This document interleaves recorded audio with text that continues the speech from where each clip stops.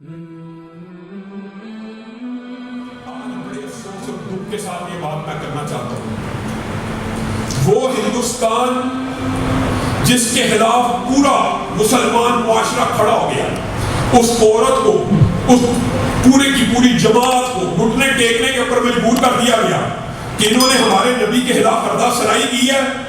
سب سے پہلے ایک ملک ایران ان کی حمایت میں کھڑا ہوا کہ اگر عرب تمہیں پیٹرول نہیں دیں گے تو میں تمہیں تیل دے دوں گا۔ اور اس ایرانی وزیر کے بیان کے بعد پاکستان سے ایک رافضی نمائندہ جہلم کا مرزا پورے دنیا کے اندر اس عورت کی مذمت کی گئی، نور پور شرما کے بیان کی پوری دنیا کے مسلمانوں نے مذمت کیا، پوری دنیا کے مسلمانوں نے، حکومتوں نے، پہلا موقع ہے عربوں نے پاؤں کے ساتھ پاؤں، کندھے کے ساتھ کندھا ملا کے مسلمانوں نے ایک موقف اختیار کیا۔ وہ جہلم کا مرزا جس کو آپ مرزا جہلمی کے نام سے جانتے ہیں، وہ اٹھا، اس نے بیان دیا کہ نور پور شرما نے جو توہین رسالت کی ہے اس کے اندر مجرم مسلمان ہے۔ یہ کیسا بدبخت آدمی ہے، یہ کیسا بے ایمان ہے، یہ کیسا ظالم ہے۔ کہنے لگا کہ جی نور پور شرما کا وہ جو پروگرام ہے آپ دیکھیں، اور واللہ میں نے نہیں تھا دیکھنا، میرے اندر یہ اپنی کفیات کی بات ہوتی، میں سن لیتا ہوں لوگوں سے، لیکن میرے میں یہ برداشت نہیں ہوتی کہ میں دیکھ سکوں۔ لیکن اس بدبخت کی گفتگو کے بعد میں نے دیکھ بھی لیا،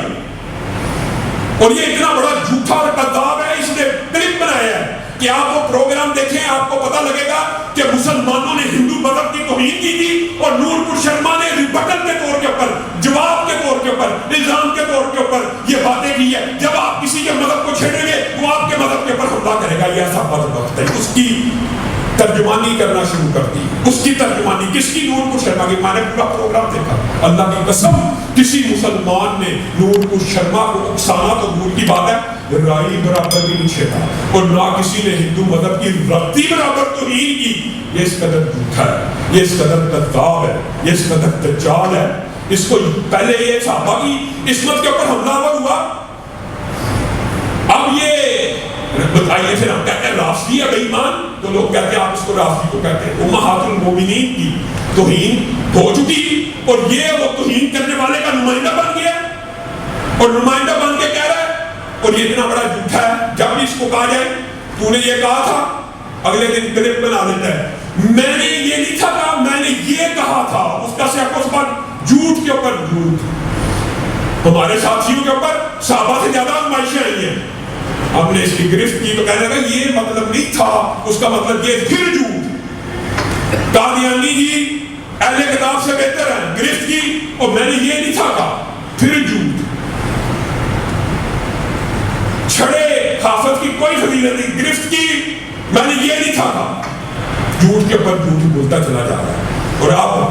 اگر اس کی اس موضوع کے اوپر گرفت کی جائے گی کہ تو نے کس بنیاد کے اوپر گستاخ رسول کی ترجمانی کی ہے، اور بنیاد بھی ہمیں پتہ ہے، اس کے جو یوٹیوب لائکس ہیں یا فالوورز ہیں، ہمیں اطلاع ملی ہے اس میں سے بہت بڑی تعداد ہندوستان کے مسلمانوں کی ہے، بس ان کا دل رکھنے کے لیے، بس ان کی سائڈ لینے کے لیے یہ بدبخت رسول اللہ صلی اللہ علیہ وسلم کی توہین کو بھی ریئیکشن کہہ رہا ہے اور جھوٹ بول رہا ہے۔ اللہ تعالیٰ اس فتنے سے اس امت کو نجات دے۔ یہ فتنہ بڑھتا چلا جا رہا ہے، اور یہ ایسا فتنہ ہے، یہ اپنے آپ کو پتہ نہیں کیا سمجھتے، یہ اللہ کے فضل و کرم سے لوگوں کے اندر نکلے، یہ لوگوں عوام کے اندر نکلنے کے قابل نہیں ہے، اور یہ سمجھتے ہیں کہ یہ جو ہمارے چند لائکس ہیں اور چند فالوورز ہیں، اور یہ جو چند ہمارے پیچھے چلنے والے ہیں، یہ جو یوٹیوب کے اوپر شاید یہی پوری دنیا کنویں کے مینڈک کو، کنواں ہی پوری کائنات اور پوری دنیا لگتی ہے، کنویں کا مینڈک کنویں سے باہر نکلے تو اس کو پتا چلے دنیا کیا ہے۔ یہ ہر وقت صحابہ کے خلاف پردہ سرائی، آج حرمت رسول کے موقع کے اوپر جب امت کے ایک ہونے کا وقت تھا، اس کے اندر بھی اپنے غداروں کو پہچانیے، آپ کی پشت کے اوپر جو چھڑا گھوم رہے ہیں ان کو پہچانیے، یہی وہ لوگ ہیں، یہی وہ لوگ